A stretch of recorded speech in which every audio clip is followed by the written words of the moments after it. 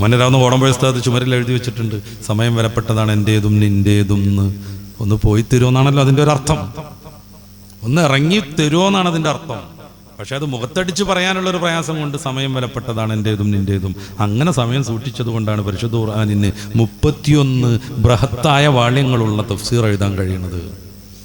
അങ്ങനെ സൂക്ഷിച്ചത് കൊണ്ടാണ് ഷെയ്ഖുൽ ഹദീസ് ഇസ്മായിൽ നെല്ലിക്കുത്ത് ഉസ്താദിന് മിഷ്കാത്തിന് നിരവധി വാള്യങ്ങളുള്ള മിർആത്ത് എന്ന് പറയുന്ന വിശദീകരണ ഗ്രന്ഥം എഴുതാൻ പറ്റുന്നത്. പ്രബോധനം വാരികയിൽ ഹദീസ് പതിപ്പിറങ്ങിയിട്ടുണ്ടായിരുന്നു ഒരു ഘട്ടത്തിൽ.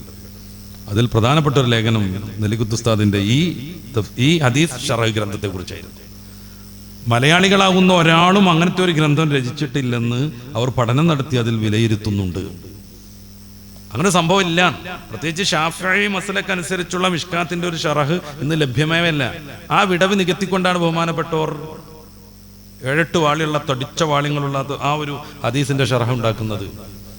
ചില്ലറ അമലാണ്. ആലോചിച്ച് നോക്കുങ്ങൾ. 31 വാള്യത്തിൽ കോടമ്പുഴ ഉസ്താദ് ഉണ്ടാക്കിയ തൈസീറുൽ ജലാലൈനി എന്ന ഖുർആൻ വ്യാഖ്യാന അറബി ഗ്രന്ഥം വായിച്ചു തീർക്കാൻ നമുക്ക് എത്ര സമയം ആവശ്യമായി വരും? എത്ര സമയം ആവശ്യമായി വരും? ഇത് മാത്രമാണോ? 100-ലധികം അറബി ഗ്രന്ഥങ്ങളും ഉണ്ട്, മലയാള ഗ്രന്ഥങ്ങളും ഉണ്ട്. വിവിധ വിഷയങ്ങളിൽ.